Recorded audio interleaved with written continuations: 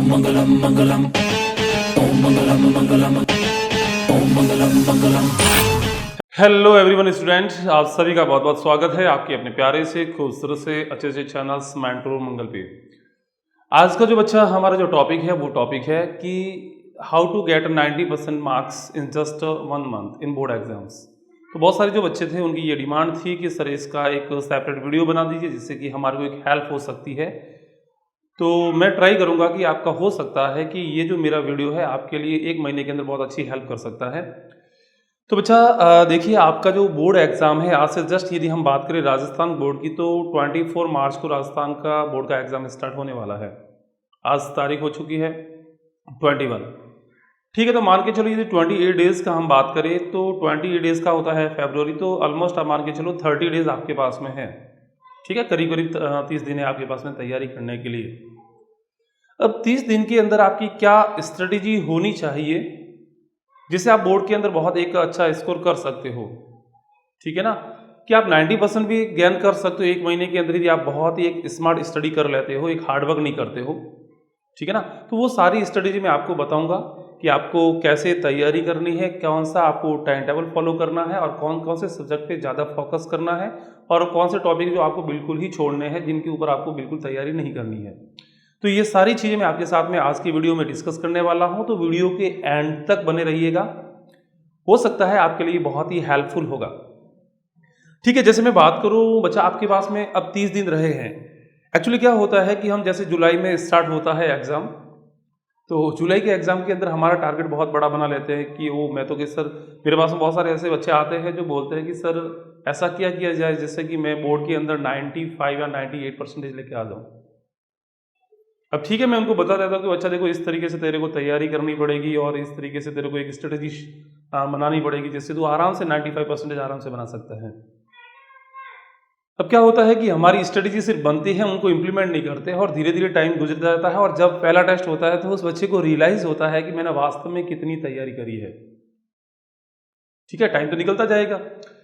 अब वो सिर्फ सोचता रहता है कि मेरे को 95 बनाना है, वो उसके लिए करता कुछ भी नहीं है और फर्स्ट टेस्ट होता है और फर्स्ट टेस्ट के अंदर को रियलाइज होता है कि अब तो मेरे 2 महीने निकल चुके हैं और मैं इसके आगे कुछ नहीं कर सकता हूँ और थोड़ा टेंशन में आता है और फिर मेरे पास में आता है कि सर एक ऐसा तरीका मेरे को बताइए जिसके अंदर मैं 80% नंबर लेके आ जाऊँ।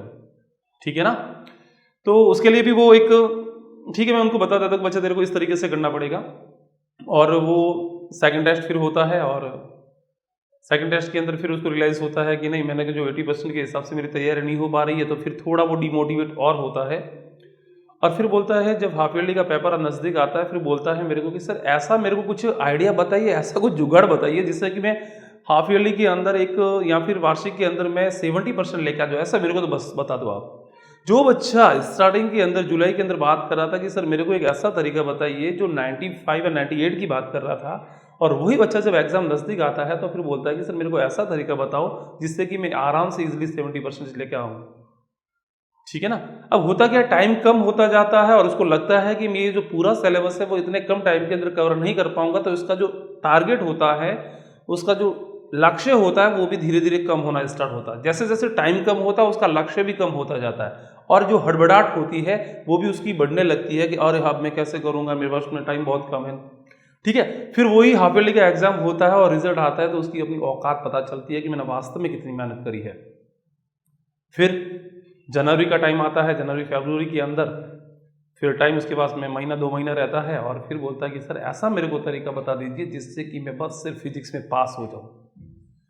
अरे ये क्या, जब आप स्टार्टिंग के अंदर तैयारी कर रहे थे तो आपने बड़े बड़े सपने देखे थे कि मेरे को इतना परसेंटेज बनाना है, लेकिन जब यही आपका टाइम जनवरी फरवरी में आ जाता है और फिर आप बोलते हो कि सर मेरे को ऐसा तरीका बताओ कि जिससे कि मैं जस्ट पास हो जाऊं।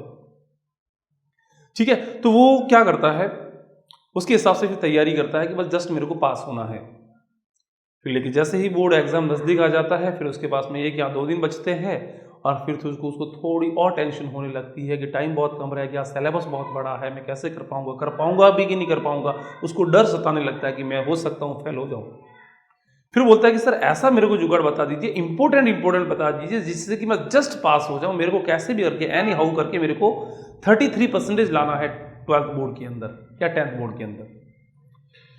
अब ठीक है, मैं उसको तरीका बता देता हूँ और फिर भी उसको ये लगता है कि मैं नहीं कर पाऊंगा, फिर वो ये भी बोलता है मेरे को, सर ग्रेस कितने मार्क्स का लगता है। ठीक है, 12th की बात करो तो ग्रेस आपको 5 नंबर का लगेगा।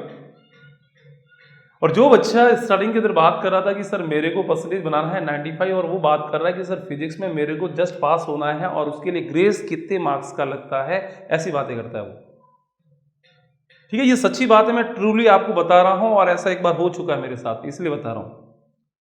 ठीक है, तो अब ग्रेस 5 नंबर का लगेगा तो भी नालायक को उसको पढ़ाई नहीं करनी है, तो भी उसको पढ़ना नहीं है। ग्रेस 5 नंबर का उसको लग जाएगा और उसको सिर्फ जस्ट पास होने के लिए, जैसे आपके 14 मार्क्स यहां से भेजे जाते हैं। ठीक है, 14 में से यहां से भेजे जाते हैं, जैसे आपके 13 या 12 भेज दे यहां से, तो आपको जैसे 56 मार्क्स का जो पेपर होगा आपका ईयरली बोर्ड का पेपर होगा, उसके अंदर आपको जस्ट नंबर लाने पड़ते हैं। आपको मान के चलो जैसे यहाँ से आपके 14 भेज दी तो आपको वहां से लाने पड़ेंगे 11, मतलब मान के चलो 10 नंबर लाने पड़े। आपके 13 भेज दी तो आपको 11 लाने पड़ेंगे, आपके 12 भेज दी तो आपको 12 लाने पड़ेंगे। तो भी उस नालायक को वो जो यहाँ से नंबर भेजे जाते हैं और उसके बावजूद भी उसको पढ़ाई नहीं करनी है और वो यह लेकर के चलता है कि सर 5 नंबर का तो मेरे ग्रेस लग जाएगा। बाय द वे उसके जैसे नंबर भेज दिए 13, तो वहां से उसको बोर्ड एग्जाम में कितने लाने हैं, 11 लाने हैं। अब उसमें ये मान के चल रहा है कि मेरे 5 तो यहां से मैं ग्रेस का फायदा उठा लूंगा। अब गवर्नमेंट ने ये स्कीम दे रखी है तो क्यों ना हम इसका फायदा उठाए ना, तो वो उसका भी फायदा लेता है कि सर फायदा दे रखा है गवर्नमेंट का, फायदा उठाना चाहिए। आदत पड़ी हुई हमारी गवर्नमेंट की स्कीम्स का फायदा उठाने की, ठीक है ना। तो 5 नंबर का वो फायदा उठाता है और बोलता है कि सर 6 नंबर मेरे को जस्ट कैसे भी करके लाने हैं, 11 नंबर मेरे को टोटल लाने हैं पास होने के लिए 56 में से। अब 11 नंबर के लिए भी उस नालायक ने 5 नंबर तो अपने कर लिए, उसने हमने फिक्स कर दिया कि भाई अपने ग्रेस लगेगा, ठीक है ना, 6 नंबर लाने। अब 6 नंबर में भी क्या करता है वो, अड़ोसी पड़ोसी जो आगे वाला जो बच्चा बैठता है उसके जस्ट आगे जो दोस्त बैठता है और उसके एक पीछे दोस्त बैठता है, उससे फिर उसे लगता है कि अब मेरे ये लास्ट टाइम में यही मेरे दोस्त काम में आने वाले हैं, जिसको उसने पूरे साल तक कभी दोस्तों को बुलाया तक नहीं। और फिर दे धनाधन उसको स्टार्ट लगता है कि अब एग्जाम नजदीक आने वाला है और उसके कचौड़ियाँ और पकौड़ी स्टार्ट हो जाते हैं, ठीक है ना, क्योंकि एग्जाम में तो हेल्प वही करेगा, ठीक है ना। तो नाश्ता वास्ता और दोस्त की मतलब पूरी खातिरदारी करता है क्योंकि वही काम आएगा एग्जाम में। और फिर भी जो बच्चा होता है, ठीक है, वो 5 का ग्रेस हो गया, 2 नंबर का ये, और फिर जब रिजल्ट आता है तो भी वो बच्चा 2 नंबर लाता है वहां पे और 4 नंबर से फेल हो जाता है। तो ये होती है मतलब एक बच्चे की स्टोरी मैंने आपके साथ में साझा करी है। तो कतई आपके साथ में भी ऐसा नहीं हो, ठीक है ना। तो मैं आपके सामने आज स्ट्रेटजी शेयर करने वाला हूं कि किस तरीके से आपको फॉलो करना, मतलब किस तरीके से आपको तैयारी करनी है इन जस्ट 1 मंथ, ठीक है। 1 महीने के अंदर आप कैसे तैयारी करो जिससे कि आप एक अच्छा स्कोर कर सकते हो, 90% तो आराम से ला सकते हो। जैसे मैं बात करूं, मैं फिजिक्स एजुकेटर हूं, मैं फिजिक्स पढ़ाता हूं, मैं फिजिक्स की बात कर रहा हूं, एक नॉर्मल एक एग्जाम्पल को लेकर के चल रहा हूं। अब जैसे यहाँ पे मैं फिजिक्स की बात करूं, फिजिक्स के अंदर आपके जैसे प्रैक्टिकल होता है 30 नंबर का, ठीक है, 30 नंबर का आपके प्रैक्टिकल हो गया। अब बात करूं मैं 14 नंबर आपके यहां से भेजेंगे, ठीक है, 14 नंबर यहां से भेजेंगे और 56 नंबर का आपके वार्षिक पेपर होगा 56 नंबर का। अब ये 30 नंबर है, जैसे प्रैक्टिकल के अंदर आपके भेजे गए 28, ठीक है, 28 मैंने मान लिया, किसी को 29 भी जा सकते हैं, किसी को 30 भी जा सकते हैं। ये जो 14 नंबर है इसमें से किसी बच्चे के भेज दिए, जो सेशनल भेजे जाते हैं यहां से, उसमें किसी के 12 भेज दिए, कितना हो गए कुल मिलाकर के 28 और 12 40 नंबर। अब जैसे मैं बात करूं यहाँ पे 56 है, इसके अंदर मैं आपके सामने बताऊंगा, आपको मैं इंपॉर्टेंट टॉपिक भी बताऊंगा फिजिक्स के अंदर कि आपको ये पढ़ के जाना है, तो आराम से आप अच्छा फिजिक्स के अंदर 56 में से 40 एबो तो आप आराम से गारंटीड लेके आ सकते हो, इतनी मैं गारंटी देता हूं। तो जैसे फॉर 40 का मैंने माना, चलो आपने 30 भी ला लिए, ठीक है ना, 30 नंबर ला लिए, चलो 35 मान लिया आपने, कितने हो गए, अब इसका टोटल करो 75 मार्क्स। 75 मार्क्स तो आप आराम से, इन्हें डिस्ट्रक्शन तो आपका वैसे ही लग जाएगा ना, डी तो आपका वैसे ही लग जाना है। 75 मार्क्स के आपके मतलब बहुत ज्यादा हो जाते हैं। ये तो मैंने बताया है ऐसे एक जनरली वे, किसी के 30 भी भेजे जाते हैं, 14 यानी कि 44 भेजे जाते हैं और यहां से 50 लेके आ जाए फिजिक्स के अंदर, चैप्टर में से 94% फिजिक्स के अंदर ओनली, ठीक है ना। तो कोई परसेंटेज बनाना कोई बड़ी बात नहीं है। 12th के अंदर आप स्मार्ट स्टडी करके और आराम से आप अच्छा स्कोर कर सकते हो। अब देखिए एक महीने के अंदर आपकी स्ट्रेटेजी क्या होनी चाहिए वो पहले मैं आपके साथ में डिस्कस करूंगा। देखो आपके पास में 30 दिन रहे हैं और आपके पास में सब्जेक्ट में 12th के हिसाब से बात करूं तो 12th के अंदर आपके जो सब्जेक्ट है वो 5 है। अब 5 सब्जेक्ट है, आपके पास में 30 दिन बचे हुए हैं, यानी कि एक सब्जेक्ट के अंदर आपको जो टाइम मिल रहा है वो 6 दिन का मिल रहा है। 6 इंटू 5 से मल्टीप्लाई कर दो 30 हो जाएगा। यानी कि एक सब्जेक्ट जैसे फिजिक्स को भी आपको 6 दिन का टाइम मिल रहा है, केमिस्ट्री के लिए भी 6 डेज का आपको टाइम मिल रहा है, मैथ्स से या जिसके बायो है तो उसके लिए भी 6 डेज का टाइम मिला, हिंदी इंग्लिश के लिए भी हो गया। अब आप क्या कीजिए कि जो 5 सब्जेक्ट आपके हैं उसको आप टाइम का जो स्लॉट होता है उसके अंदर डिवाइड कर लीजिए। 6 दिन में मेरे को ये कैसे भी करके एनी हाउ करके कैसे भी सब्जेक्ट को कंप्लीट करना है, ठीक है ना। जैसे मैं बात करूं आपका एक सब्जेक्ट के लिए जो दिन निकल के आता है वो आता है 6 डेज पर सब्जेक्ट। पर सब्जेक्ट आपके पास में 6 दिन का टाइम निकल के आता है, यानी कि 6 दिन के अंदर एक सब्जेक्ट को तो आपको एनी हाउ कैसे भी करके खत्म करना ही करना है। आपको ये टारगेट लेकर के चलना है। हम बच्चा क्या टारगेट लेकर के चलते हैं, हम चलते हैं कि जो 1.5 GB जियो दे रहा है उसको कैसे भी करके खत्म करना है, ये टारगेट नहीं रखना है। अरे वो तो आप खत्म बाद में भी कर लोगे, पहले अपना सिलेबस कंप्लीट होना चाहिए। खत्म करना है तो आपको अपना सिलेबस खत्म करना है, आपको एक दिन के अंदर, जैसे 6 दिन में एक सब्जेक्ट को खत्म करना है। अब आप क्या कीजिए 6 दिन के हिसाब से, 6 दिन के हिसाब से जैसे मैं बात करूं फिजिक्स के अंदर आपके 9 चैप्टर आने वाले हैं इस बार बोर्ड के अंदर, तो आप ये मान के चलो कि आपको एक दिन में आपको 1.5 चैप्टर तो खत्म करना ही करना है। और कोई बड़ी बात नहीं, आप बहुत इजी से खत्म कर सकते हो।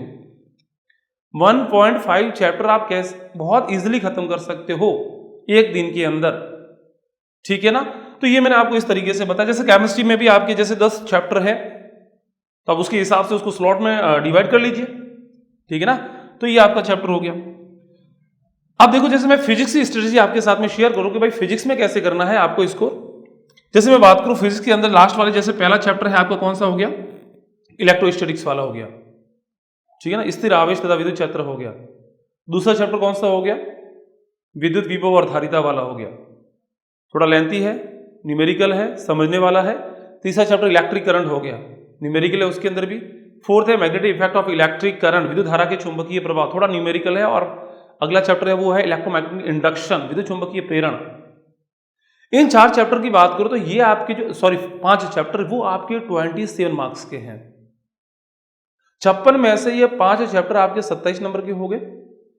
पीछे वाले 4 चैप्टर की बात करें, रे ऑप्टिक्स किरण प्रकाशिकी, विकिरण तथा द्वैत प्रकृति की बात करें, उसके बाद में नाभिक की बात करें और इसके बाद में सेमीकंडक्टर डिवाइसेस की बात करें, लास्ट वाले जो 4 चैप्टर है वो आपके 29 मार्क्स के हैं। बहुत ज्यादा वेटेज रखते हैं 29।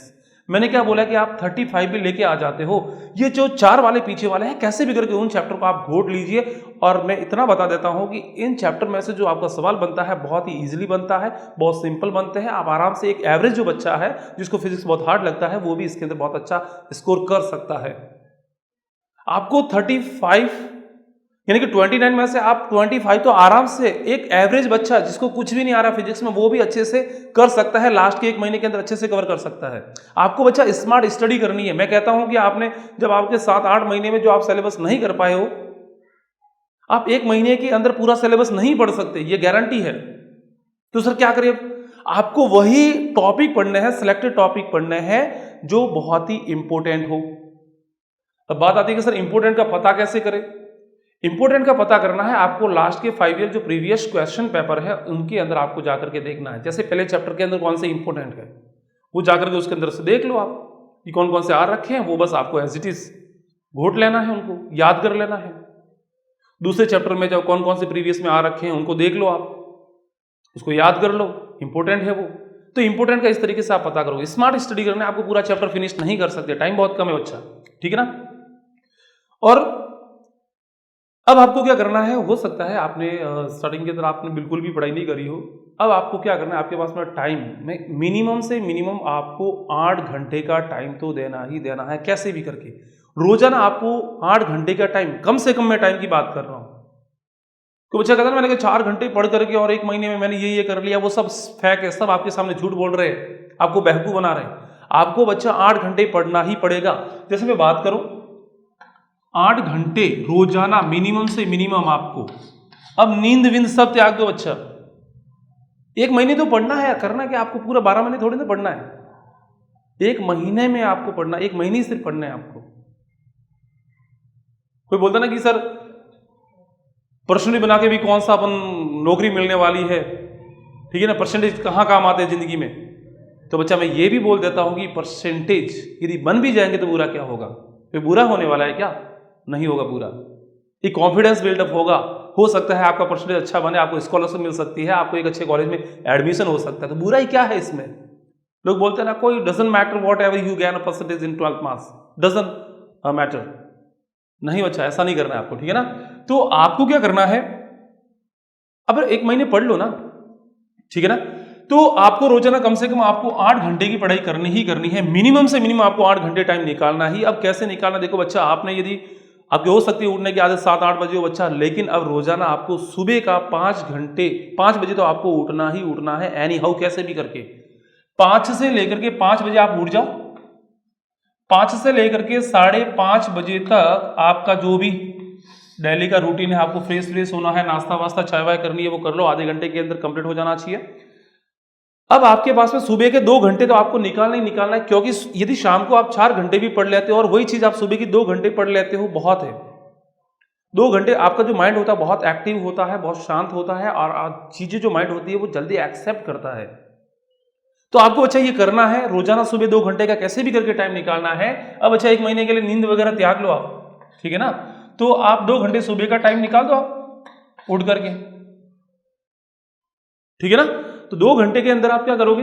अब क्या होता है कि बच्चे को सुबह सुबह नींद आती है और वो क्या करता है कि अब देखो 5 बजे उठ के भी स्ट्रेटेजी क्या होनी चाहिए आपकी पढ़ने की, वो स्ट्रेटेजी ये होनी चाहिए कि आपको सुबह उठ करके वही सब्जेक्ट को पकड़ना है जो आपको इंटरेस्टिंग लगता है। ऐसा नहीं कि आपने फिजिक्स बहुत हार्ड लग रहा हो, स्टार्टिंग में आपने फिजिक्स से स्टार्ट कर दिया, बच्चा नींद आएगी, पढ़ने में मन नहीं करेगा, आलस आएगी आपको और लगे कल पढ़ लेंगे हम, ठीक है ना बच्चा। तो आपको इंटरेस्टिंग सब्जेक्ट पढ़ना, जैसे कि केमिस्ट्री किसी को बहुत बढ़िया लगता है और उसके अंदर भी हो सकता है पर्टिकुलर कोई टॉपिक ऐसा हो जो बहुत इंटरेस्टिंग हो, जिसमें मजे आते हो, ऐसा टॉपिक आप पढ़िए। किसी को बायोलॉजी बहुत अच्छा लग रहा हो तो बायोलॉजी का इस चैप्टर से स्टार्ट कीजिए आप, यकीनन आपको फायदा करेगा, आपका पढ़ने में मन लगेगा, आपकी एकाग्रता को बढ़ाएगा, शीटिंग पावर को बढ़ाएगा, ठीक है ना। तो आप ये कर लीजिए। अब उसके बाद में क्या करना है, आपको सुबह सुबह वो आप निकाल दीजिए टाइम, 2 घंटे का सुबह तो निकालना ही हो सकता है। अभी आपकी स्कूलें लग रही है तो 7:30 बजे 8 बजे आप स्कूल जाते हो, उसके बाद में 2 बजे आप फ्री हो जाते हो या 4 बजे फ्री हो जाते हो, उसके बाद में आ जाओ, थोड़ा रेस्ट कर लो, खाना वाना खा लो और शाम के 6 बजे तक कैसे भी करके जो भी आपका स्पोर्ट्स वगैरह है या फिर जो भी आपका जो डेली रूटीन के काम उनको खत्म कर दीजिए। अब आपके पास में 6 बजे से लेकर के, ठीक है ना, 6 से लेकर के रात को 12 बजे तक, रात को 12 बजे तक 6 घंटे का टाइम आपको फिर निकालना है। कम से कम मैं बात कर रहा हूं, रात को 6 से शाम को 6 से लेकर के रात को 12 बजे तक आपको टाइम निकालना है, ठीक है। यानी कि 6 शाम को हो गया, सुबह का 2 हो गया। हो सकता है कोई किसी का, देखो सभी का अलग अलग एक टाइम टेबल होता है, हो सकता है किसी को सुबह ज़्यादा टाइम मिलता हो, शाम को कम मिलता हो, तो कोई हो सकता है सुबह का 4 घंटे का कर ले तो शाम को 4 घंटे मैनेज करे, अपने हिसाब से सभी का टाइम टेबल अलग अलग होता है। लेकिन मैं कह रहा हूँ कि टाइम टेबल अपने हिसाब से बनाइए आप, कौन कौन से टाइम में आप फ्री रहते हो, कौन से टाइम में आपका स्कूल लगता है, उसके हिसाब से कैसे भी करके आपको जो टाइम टेबल आप बनाओगे उसके अंदर 8 घंटे तो होने ही चाहिए। ज़्यादा बना ले तो अच्छी बात है, आपके लिए फायदा होगा वो, ठीक है ना। तो इस तरीके से आपको ये करना है, ठीक है। यानी कि आपको क्या करना है, सुबह जल्दी उठना है, जो आपको इंपॉर्टेंट लगते हैं वो आपको पढ़ना है और उसके बाद में कौन कौन से मतलब जो आपको इजी लगता है उससे आपको स्टार्ट करना है और जो कौन कौन से इंपॉर्टेंट है वो आपको। अब देखो मैं बात करूं फिजिक्स की, बात करूं फिजिक्स में कौन कौन से इंपॉर्टेंट है, फिजिक्स में मैं आपकी पूरी हेल्प करूंगा।